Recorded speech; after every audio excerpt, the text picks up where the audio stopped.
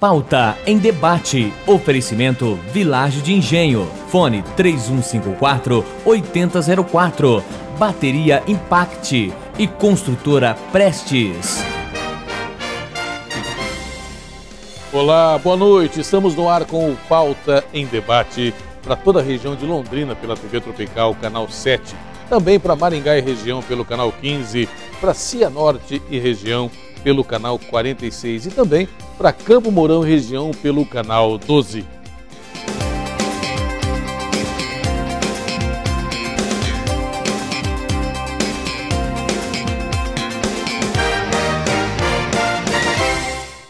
No Pauta em Debate desta noite, você vai acompanhar uma entrevista com o professor de Ética e Filosofia Política da Universidade Estadual de Londrina, professor Clodomiro Banvarte Júnior, que vai falar da política, a política nacional. Você acompanhou com a gente, né, a queda da presidente Dilma, da popularidade da presidente Dilma para 12%, segundo pesquisa da CNI-Ibope, que mostra também que apenas 24% dos brasileiros entrevistados, né, confiam na presidente Dilma. E ao mesmo tempo, vamos discutir um pouquinho também sobre a questão das respostas que o governo federal, que Brasília, de uma maneira geral, tem dado para a sociedade. Você que foi para a rua fazer sua manifestação, pediu uma coisa, será que o que está sendo respondido está em sintonia com o que você quer? Por exemplo, na questão da reforma política, você quer uma reforma política, né, que garanta a participação maior da sociedade, será que aquela que está sendo discutida no Congresso está em sintonia ou não? É outra, está realmente fora daquilo que você queria. Também vamos falar sobre o tamanho do Estado, né? A presidente Dilma também está na capa da Gazeta do Povo, sofre pressão generalizada por menos ministérios.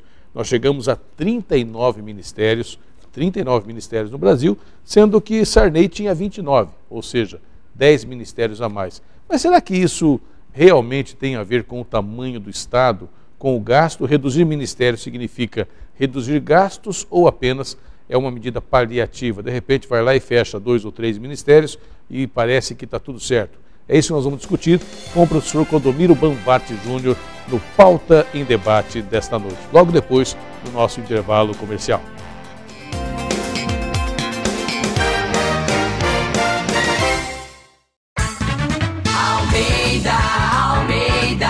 Servindo você todo dia.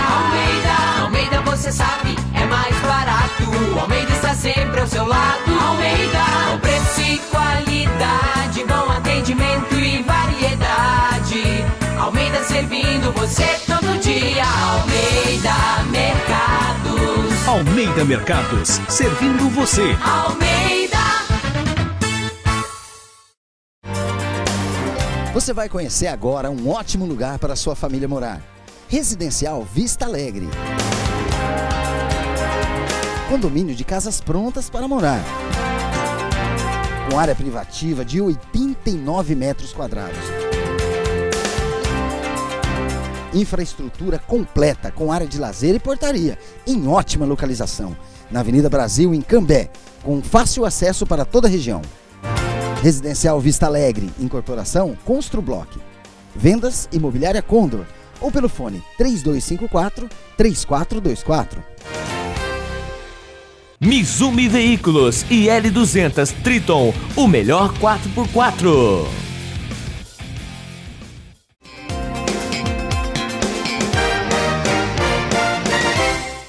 Estamos de volta com o Pauta em Debate. Nesta noite falando de política, falando da administração pública, falando de tudo que está acontecendo em Brasília e, é claro, em todo o país.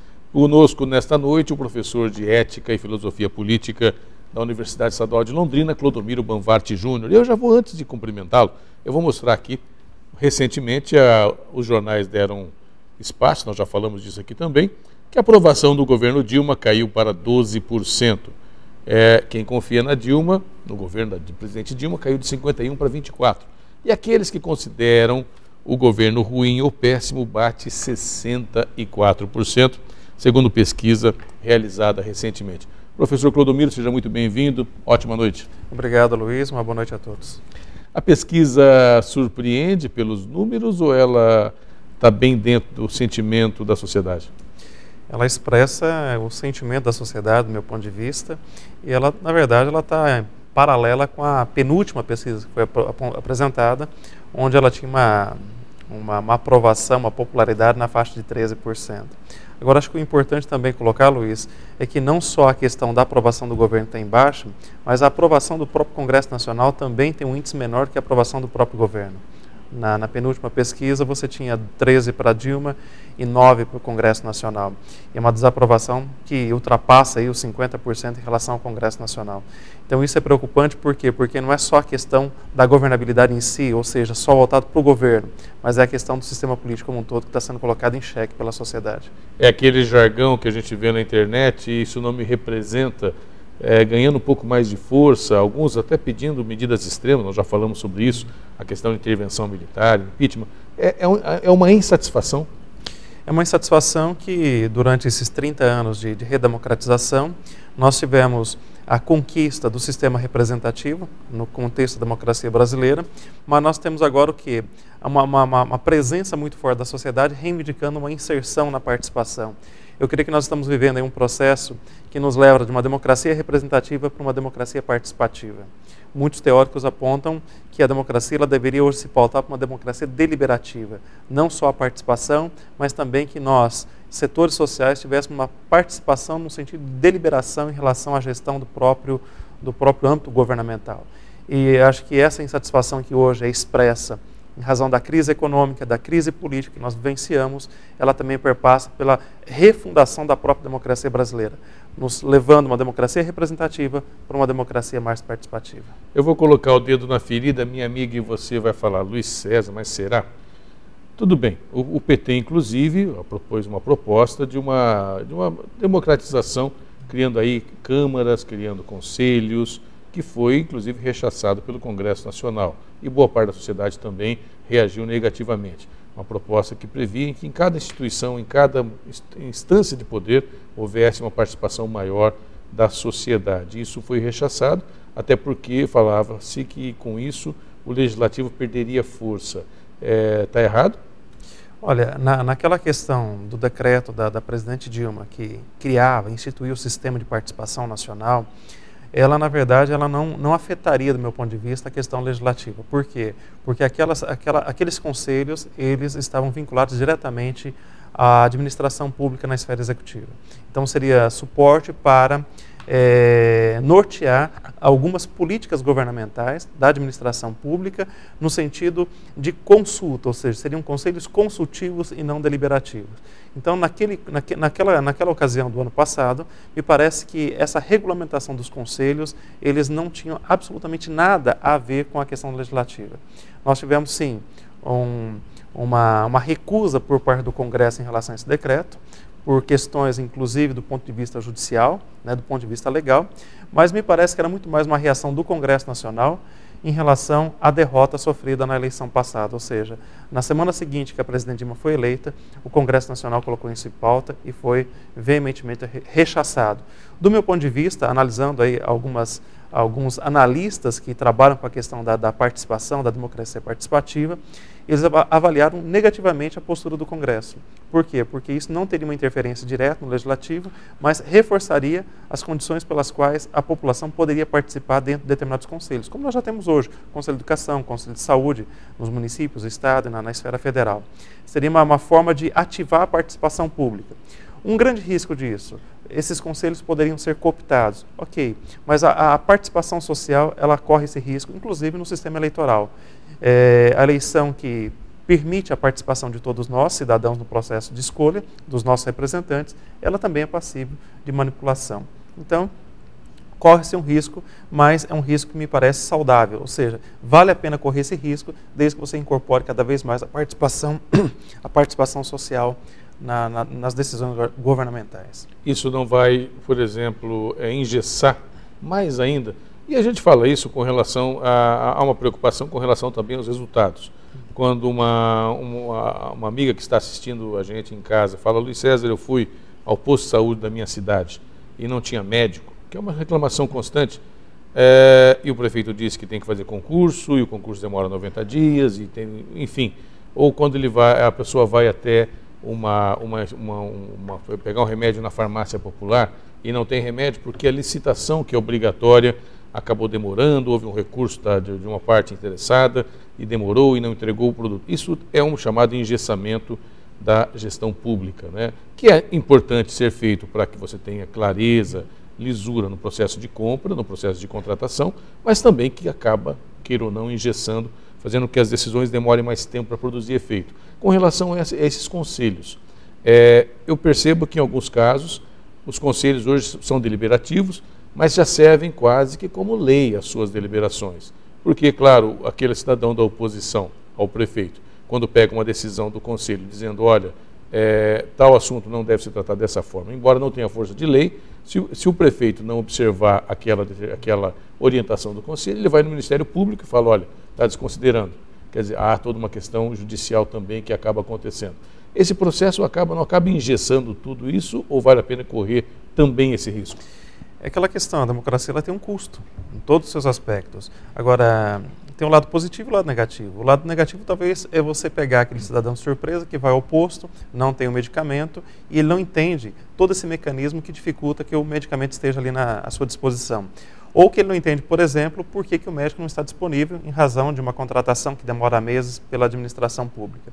Então, se você leva a uma maior participação da população, de certa forma você tem um esclarecimento maior em relação a essas dificuldades, a essa morosidade em relação à administração pública. Agora, eu concordo contigo. Por outro lado, você vai ter o quê? Vai ter uma divergência ainda maior no processo de deliberação de determinadas ações governamentais. Por quê? Porque você tem uma terceira participação. Não é só a administração pública, secretariados e técnicos, mas envolve sim a participação popular. Eu acho que se isso engessa um pouco mais, é o que a sociedade hoje clama, é o que a sociedade está pedindo. Ela quer ter uma participação do processo de gestão democrática das decisões governamentais. Isso fica bastante evidenciado quando nós olhamos para essas manifestações, que não são manifestações apenas manifestando a sua indignação em relação ao governo ou em relação ao próprio funcionamento do Estado. Mas me parece que, sobretudo, é essa necessidade de uma inserção maior e que nós tenhamos o quê? Condições de trazer nas nossas mãos os rumos daquilo que nós queremos do ponto de vista político para o país, para o Estado, para o município. Você acredita, professor, que a questão também passa pela reforma política, que a questão da participação também ela tem que ser rediscutida com quem nos representa? Hoje nós temos representantes em todos os níveis, na cidade, em Brasília, em Curitiba, mas muitas vezes a população não se sente representada. Tem que se discutir isso também numa reforma política? Eu acho que esse é um dos pontos cruciais, até se a gente olhar pelo retrovisor da história. As manifestações de julho de 2013, elas trouxeram isso com muita ênfase, era a questão da ausência da representação em relação ao sistema político, e isso está sendo pautado. Para quem está nos acompanhando, pôde perceber que nós temos agora uma comissão de reforma política dentro da Câmara dos Deputados, foi instaurado por esse presidente que aí está, o Eduardo Cunha. A presidência dessa comissão hoje está na mão dos democratas, a relatoria está na mão do PMDB e, de certa forma, a questão da representação tem que passar por essa reforma política. Lembrando que nós também temos o quê? Uma comissão de reforma política dentro do Senado Federal, né? Sob a presidência do PP. De certa forma, são vários elementos que estão sendo discutidos, um deles, e bastante espinhoso, é a questão do financiamento de campanhas, mas essa questão da representação ela deve perpassar sim, até porque nós temos aí hoje um impasse muito grande na forma como nós vamos fazer o processo de escolha. Vamos fazer isso por meio do distrito, do distritão, né? Como nós vamos elaborar as regras para o processo de escolha. Isso, de certa forma, já alinha o processo de representação que nós teremos daqui para frente. Mas os temas que estão sendo discutidos, minha amiga, eu queria até que você prestasse atenção, os temas que estão sendo discutidos na reforma pelo Congresso, pelo congressista, né? Eles estão alinhados com aquilo que a sociedade do outro lado está pedindo? Porque quando a gente fala, eu vou dar um exemplo aqui, professor, para você também, meu amigo. Há algum tempo atrás, agora o assunto deu uma esvaziada um pouquinho, mas há algum tempo atrás a palavra de toque era reforma tributária, né? Todo mundo no Brasil falava, tem que fazer uma reforma tributária. Só que a gente percebia nas falas que a reforma tributária que a população queria, que o empresariado queria principalmente, não era a mesma que o governo estava disposto a fazer. O empresariado queria pagar menos impostos, né? O cidadão comum que paga seu imposto de renda quer pagar menos impostos, mas o governo quer arrecadar mais. Ou seja, há uma distância muito grande entre as duas leituras, sobre a mesma denominação de reforma tributária. Quando nós falamos de reforma política, professor Clodomiro, a sociedade quer mecanismos mais eficientes de participação, um controle maior e melhor, tanto do legislativo quanto do executivo. Ela quer ter, inclusive, um entendimento maior como funciona o judiciário, que não tem nenhum tipo de participação e nenhum tipo de situação de controle da sociedade. Mas o que está sendo discutido no Congresso Nacional com relação a isso, com a reforma eleitoral, ela está alinhado com isso, ou eles estão discutindo uma maneira de eleger melhor, de eleger mais fácil, de perpetuar no poder? Olha, Luiz, eu falei de uma forma empolgada e positiva a questão da reforma política, mas eu concordo contigo que isso pode não passar de uma reforma eleitoral, atacando pontos específicos do processo eleitoral como um todo. Se nós temos agora esse desencadeamento de uma chamada, de uma suposta reforma política, que é bom, que é salutar, há de concordar contigo que, de fato, isso está sendo feito de forma segmentada.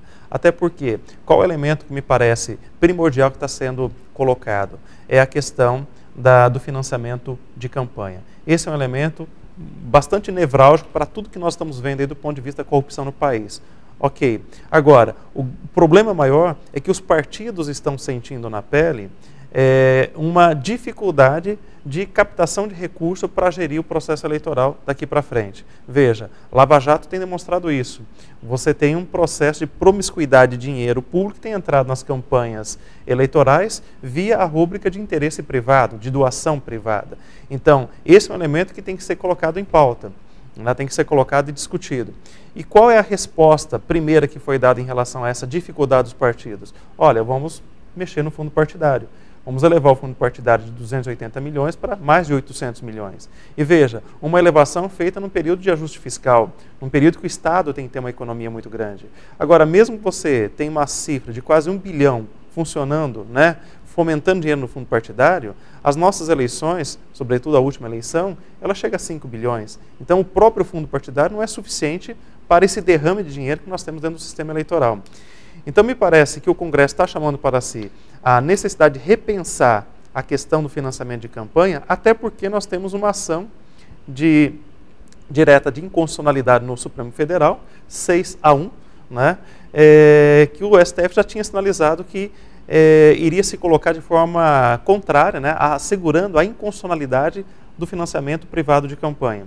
Nós tivemos, hoje, inclusive, completa um ano, que o ministro Gilmar Mendes, ele pediu a retirada do processo de pauta, né, para a vista, e até hoje não devolveu esse processo. Por quê? Sobre a alegação de que quem tem que fazer isso é o Congresso Nacional e não o STF. E ele já deu uma declaração, inclusive, dizendo que é favorável ao financiamento privado de campanha. E essa é a bandeira hoje do PMDB que está liderando esse processo dentro da Câmara dos Deputados. Então, no fundo, essa reforma, ela está o quê? Ela está perpassando muito mais o interesse de financiamento dos partidos do que propriamente uma discussão mais ampla com a sociedade em relação à forma como nós vamos efetivamente colocar essa representação em funcionamento, né? Agora, em momentos de crise como nós estamos vivendo, uma crise política sobretudo, é certo que os nossos congressistas, eles estão pressionados pela sociedade a ter um posicionamento mais próximo em relação à expectativa que a sociedade tem em relação a eles. Nós temos aí, numa distância muito razoável, as manifestações agora de março, temos agora para essa semana já manifestações marcadas, então tudo isso faz com que nós tenhamos o quê? A presença da opinião pública sendo materializado com a população nas ruas, e isso é muito impactante para quem está no governo, para quem está o quê? Respondendo, seja pelo governo ou pelo Congresso Nacional. Quer dizer, deixa eu pegar o entendimento, para não perder o fio da meada, né, minha amiga? A rua, o pessoal vai para a rua pedindo reformas, pedindo uma série de coisas, inclusive algumas que eu particularmente condeno, mas enfim, fazendo a sua manifestação, manifestando a sua insatisfação. O político, o representante lá em Brasília, pressionado, responde dizendo, olha, nós vamos fazer alguma coisa para dar resposta à pressão das ruas, dos meios de comunicação, da sociedade como um todo. Nem sempre aquilo que se responde é aquilo que se quer ouvir, mas também nem sempre a sociedade presta atenção na resposta. Ela apenas quer uma resposta. Eu vou perguntar depois do intervalo comercial para o professor Clodomiro Bonfarte se cada coisa que acontece no Congresso é uma satisfação como se fazia antigamente em Roma, né? Qualquer coisa, joga lá alguém na arena para os leões fazerem sua festa e aí o povo fica feliz. Daqui a pouquinho, depois do nosso intervalo comercial.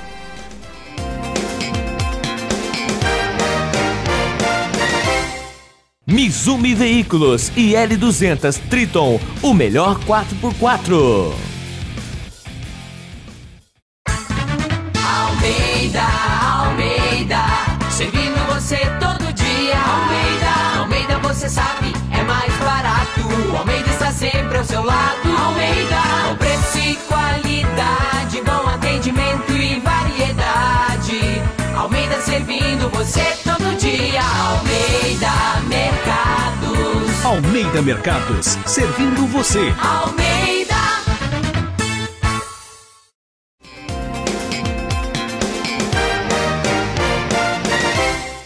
Estamos de volta com o Pauta em Debate e nesta noite estamos falando de política e, é claro, falando de política com o nosso comentarista, o professor Clodomiro Banvart Júnior, aqui nos estúdios da Rede CNT. Professor Clodomiro, eu perguntei agora há pouco antes do comercial, né? Será que as respostas que são dadas estão em sintonia com o que a população precisa ou é só uma resposta, como se fazia antigamente em Roma, né? A pressão da plebe, faz lá um torneio, joga alguns cristãos na arena e os leões para brigar com os leões e o pessoal sai de lá, se não feliz, pelo menos entretido, a famosa política do pão e circo. Essa semana passada, o governo federal, como resposta à crítica de que não havia, que o governo também tem que cortar gastos, a presidente Dilma cortou ou regulamentou o uso de jatinhos da FAB para os ministros, né, que não podem mais ir passear em casa agora com os jatinhos e tem que, inclusive, se for o caso, ir em grupo para o mesmo destino. Coisa que, aliás, qualquer governo já teria feito isso há muito tempo. Mas a economia que está estimada a nova formato de utilização dos aviões da FAB, da Força Aérea Brasileira, é ínfima perto daquilo que o senhor mesmo colocou, que é o aumento do fundo partidário. Ou seja, aquilo que é feito muitas vezes e não vai para a capa do jornal é monstruoso. E aí a resposta é algo que parece grande, mas efetivamente é algo pequeno. A política ela funciona com elementos racionais, mas elementos também do fundo mais emotivo, emocional e simbólico. Essa questão dos jatinhos ela é muito mais do que uma decisão simbólica para a sociedade. Veja, nós temos hoje no Brasil uma popularização do uso do transporte aéreo pela população, mas nós temos ainda um grande segmento da população que só viaja em transporte aéreo pagando parcelas dessa passagem 10, 12 meses, e não através do cartão de crédito, porque ela nem tem o cartão, ela paga através do sistema de crediário. Então veja, por um segmento da população, isso é bastante impactante. Bom, os políticos também não podem mais fazer uso dessas mordomias. Então isso é um aspecto simbólico. Agora, eu creio que diante dessas mobilizações que nós tivemos aqui no Brasil nos últimos tempos, isso tem exigido dos nossos governantes uma resposta rápida. Veja, o Executivo teve que dar uma resposta em relação às manifestações de março. Veio o pacote anticorrupção. Isso, de certa maneira, a bandeira da corrupção não é novo, né? Se você volta em 64, as pessoas estavam nas ruas pedindo o fim da corrupção.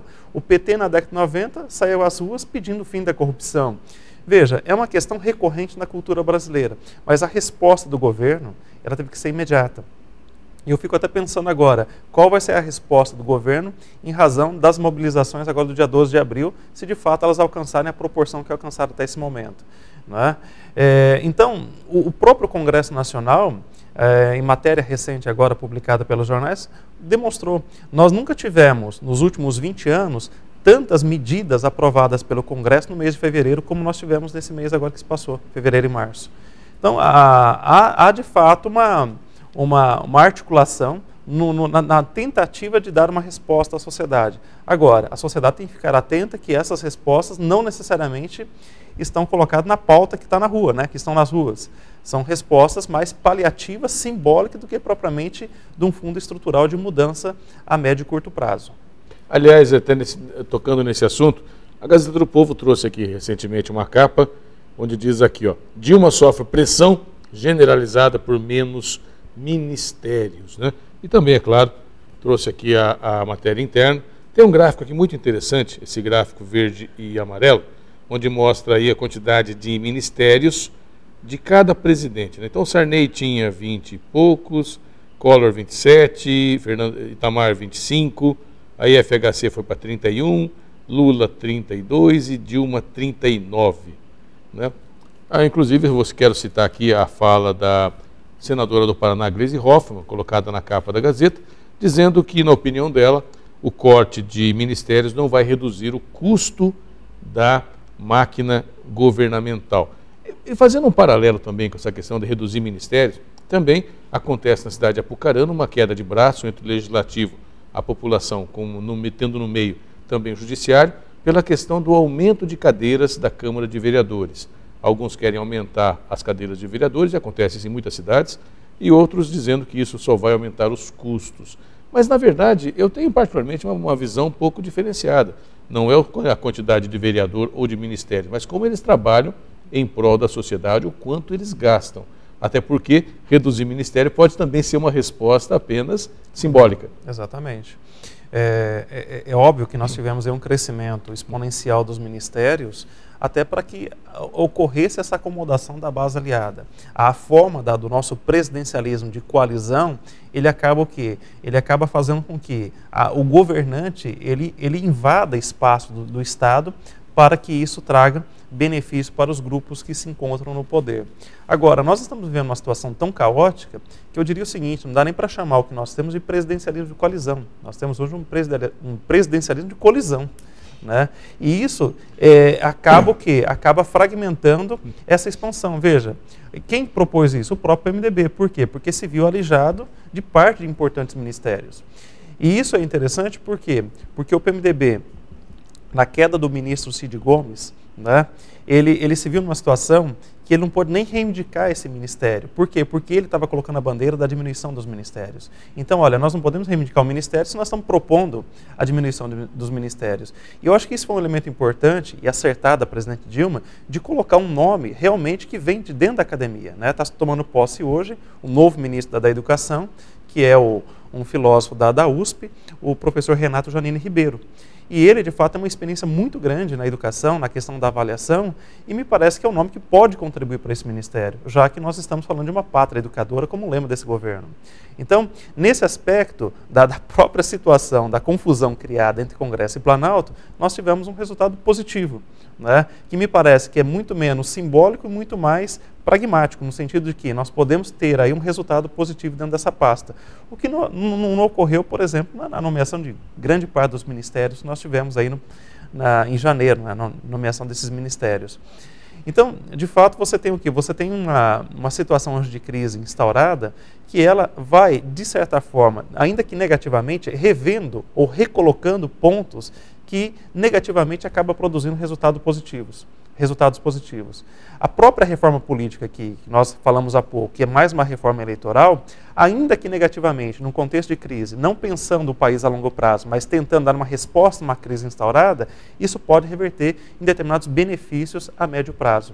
Então, a política é uma coisa interessante, porque ela não tem lógica, ela vive do provável, ela vive de uma tentativa de uma adequação àquilo que a sociedade espera. Nem sempre atende o que a sociedade espera, mas ela pode produzir feitos bastante significativos nessa área. Nós já falamos aqui no programa, numa outra entrevista com o professor Clodomiro, sobre essa questão, mas eu quero repassar um pouquinho.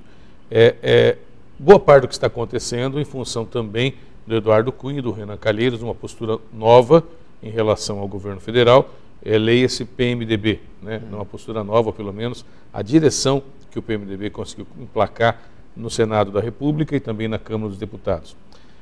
Na sua opinião, professor, boa parte dessas reformas, inclusive a reforma eleitoral que pode estar vindo, essa questão da discussão da educação que acabou levando para um educador ao Ministério, aliás, né, por que já não colocou ele em janeiro? Para que colocar o Cid? Aquele, né, uma situação esdrúxula, para que esperar o cara se queimar? Só para queimar a vaga do partido? Pois é o que parece. Mas tudo isso mais por conta da rebeldia do Renan e do Eduardo Cunha, leia-se PMDB no Congresso, do que necessariamente pela pressão das ruas. Ou eles estão aproveitando a força da pressão, se empoderando e fazendo aí esse presidencialismo de colisão? Olha, Luiz, eu acho que vai um pouco na direção que você fala. Toda a indignação que hoje estão colocada nas ruas, elas não têm como alvo o PMDB, elas têm como alvo o PT e a presidente Dilma. Então, isso, de certa forma, do meu ponto de vista, reforçou o PMDB. E na medida que o próprio PMDB conseguiu, nesse processo de janeiro para fevereiro, conseguir a Câmara dos Deputados e o Senado, que já era praticamente uma aprovação, né, uma eleição tranquila para o Renan, eles criaram uma força muito grande. Ou seja, nós temos agora um controle da pauta, e não é a pauta só do Congresso Nacional, é a pauta da governabilidade. Porque o PT está tão fragilizado, o Planalto está tão fragilizado, e tem uma desarticulação política tão grande, que hoje eles assumiram o quê? Eles assumiram o comando da pauta, não só do Congresso, mas a pauta da governabilidade do país, né? Então, a pressão das ruas, do meu ponto de vista, acaba fortalecendo esse grupo. Acaba fortalecendo porque em nenhum momento está se colocando o quê? A coalizão de governo que está aí. Ou seja, nós não estamos criticando a coalizão que está governando o país. Nós estamos criticando única e exclusivamente um partido e a presidente Dilma, né? E isso está sendo endossado por esses movimentos que estão atraindo as pessoas às ruas, que inclusive hoje eles estão o quê? Eles estão ampliando a pauta. Isso me parece que é um elemento interessante, porque você tem apenas a expressão da indignação, ok, mas agora esses movimentos estão ampliando uma pauta para levar as pessoas às ruas, o que pode até no futuro enfraquecê-los, mas essa pauta ampliada, né, ela não coloca o quê? Ela não coloca a ampliação no sentido que estamos ampliando o quê? O pedido de impeachment da presidente, mas nós não estamos ampliando aí um leque de reflexão ou de criticidade em relação à base aliada. Coloque-se aí PP, PMDB e os partidos correlatos que estão no governo há praticamente 12 anos. É importante esse ponto, minha amiga, eu digo para você, e eu quero perguntar ao professor, o escândalo da Petrobras, o Petrolão, nessa tua avaliação, ele colou só no PT e na presidente Dilma? E olha que tem lá elementos de tudo, praticamente todos os partidos, né? Até do PSDB, mas a grande maioria do Partido Progressista, tem do PMDB muitos, mas parece que colou só no PT e na presidente Dilma. De certa forma, nós brasileiros estamos responsabilizando a presidente e o PT que está no poder por ter deixado isso acontecer? Essa sensação que é tão transparecida, e é esse o metadiscurso que está se criando. Até um grande problema do PT hoje, uma vez que a política ela se dá nesse campo do discurso, no campo da narrativa, é que o PT está sendo ineficaz de criar uma narrativa na distribuição também da cota de responsabilização desses crimes que estão aí praticamente vindo à tona a cada dia pelos meios de comunicação. Eu não estou aqui fazendo uma defesa do PT, né? É óbvio que estão governando o país há 12 anos, mas, de certa forma, se nós falamos de um presidencialismo de coalizão, vamos então colocar na conta também todos os partidos envolvidos e atribuir a cota de responsabilidade que eles têm nesse processo. É inadmissível, por exemplo, já que nós estamos reivindicando uma bandeira contra a corrupção, e isso está muito evidenciado nas ruas, então que também nós possamos exigir um pouco mais de responsabilidade, sobretudo do presidente da Câmara, do presidente do Senado, que estão levando a dianteira hoje da governabilidade do país, mas que estão com os nomes dentro de uma lista que também pede investigação em relação a envolvimento de crimes no país. Então, do ponto de vista moral, é até um contrassenso da nossa parte. É um contrassenso muito semelhante a você sair nas ruas, como se diz, né, segurando a bandeira contra a corrupção e vestindo a camisa amarela da CBF, né? É muito complicado. É muito complicado, né? É um contrassenso, né? Mas com relação ao PT, eu quero até deixar aqui o espaço à disposição do PT, de todos os partidos citados, do governo federal, quem quiser fazer também a sua posição contrária ao que nós estamos colocando. No caso do PT, na sua opinião, também não passa pelo fato de eles negarem peremptoriamente os crimes, como negaram também o mensalão? O fato da negativa não acirra mais ainda o ânimo da população? Com certeza, né? E isso fica, me parece, muito evidenciado com a negação do seu próprio discurso agora no segundo mandato da Dilma. Se nós temos uma crise política associada a uma crise econômica, me parece, Luiz, que o problema mais grave hoje do PT em si, da presidente Dilma, é a falta de credibilidade em relação a esse descompasso do discurso com a ação. Quer dizer, isso minou completamente E aí é o que nós comentamos anteriormente, né? Hoje o índice de popularidade da presidente Dilma está em 12%. Quer dizer, ela não tem apoio no Congresso e ela também não tem apoio nas ruas. Ela não tem apoio popular. Então você tem um governo paralisado, você tem um governo engessado. E um governo engessado é um governo que tira do horizonte qualquer possibilidade ou perspectiva de esperança. Veja, um governo tem que assumir um ajuste fiscal sob uma bandeira que ele não defendeu no processo eleitoral e agora luta contra o seu próprio partido, contra a sua própria base aliada para poder aprovar, para poder recolocar a economia nos trilhos e não consegue fazer isso, realmente cria o quê? Uma sensação de desesperança para toda a população. Aliado com toda essa dose de corrupção diária que nós estamos assistindo, você cria um frangalho e que realmente instala uma situação de crise, né? Uma crise que perpassa todos os setores, econômico, político, social. E nós estamos o quê? Vivendo no Brasil hoje, coisa que nós não esperávamos, depois de 30 anos do processo de redemocratização, uma tentativa de acirrar, de melhorar a democracia, mas verificando o país atolado numa crise sem precedente. Bom, o ponto positivo, minha amiga, e eu quero perguntar ao professor, o ponto positivo é que nós estamos discutindo tudo isso? E com certeza, né? Nós temos a ampla liberdade de discussão disso.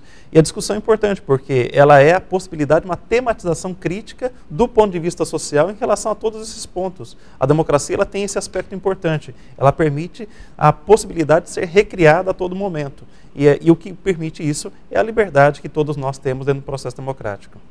Quero agradecer a presença do professor Clodomiro Banvart Júnior, professor de Ética e Filosofia Política da Universidade Estadual de Londrina, nosso comentarista político, aqui falando, né, fazendo a nossa colocação, recolocando os pontos da política e da administração pública do país nesse momento. Professor, muitíssimo obrigado, uma ótima noite. Obrigado, Luiz, uma boa noite a você e boa noite a todos.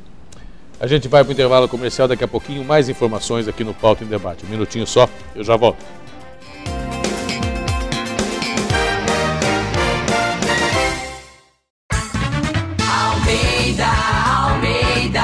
Servindo você todo dia.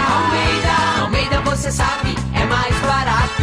Almeida está sempre ao seu lado. Almeida, com preço e qualidade, bom atendimento e variedade.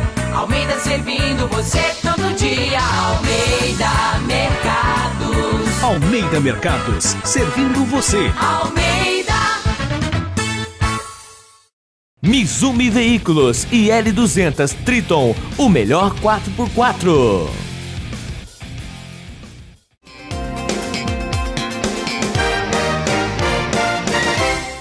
Estamos de volta com o Pauta em Debate. Espero que você tenha gostado do nosso bate-papo, a nossa entrevista com o professor Clodomiro Banvart Júnior, da Universidade Estadual de Londrina. Mas eu quero também chamar a sua atenção, meu amigo e também a sua, minha amiga, que a gente tem que ficar muito atento aos meios de comunicação, claro, sempre com uma leitura muito crítica daquilo que sai nos jornais, na televisão, até porque nem sempre aquilo que o jornal publica é a pura expressão da verdade ou daquilo que interessa realmente à população. Mas a Gazeta do Povo publicou recentemente, alguns dias atrás, uma matéria no seu caderno de economia dizendo o seguinte: ministro da Fazenda não descarta novo imposto para ajudar no ajuste fiscal. Eu quero chamar a sua atenção para você também ficar muito atento, porque está em curso no país, na minha opinião, uma série de ações do governo federal e também dos governos dos estados para repassar o custo de toda essa questão econômica para o bolso, para o seu bolso, para o meu bolso, para o bolso de todos nós brasileiros. E quando o ministro tem coragem de admitir que é possível ou não está descartada a criação de um novo imposto para acertar as contas do governo, é algo que deixa o cabelo da gente em pé. Porque se ele já está falando isso em público, meu amigo, é porque, na verdade, eles já estão pensando nisso, faz tempo. E outro dado, o que faz um governante não aumentar impostos para a população? Justamente a preocupação eleitoral, a preocupação de ter uma boa avaliação do seu eleitorado.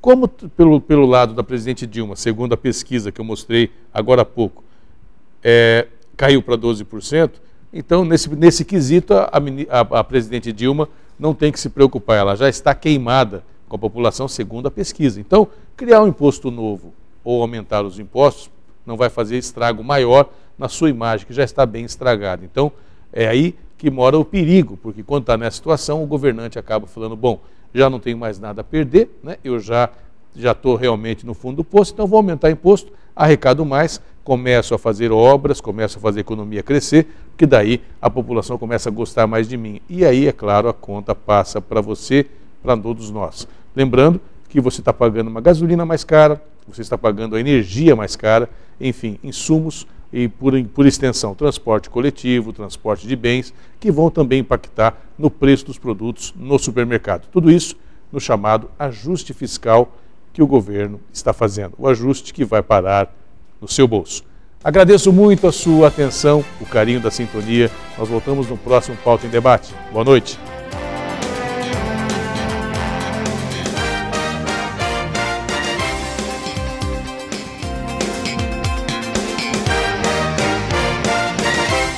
Pauta em Debate. Oferecimento Vilagem de Engenho. Fone 3154-8004. Bateria Impact e Construtora Prestes.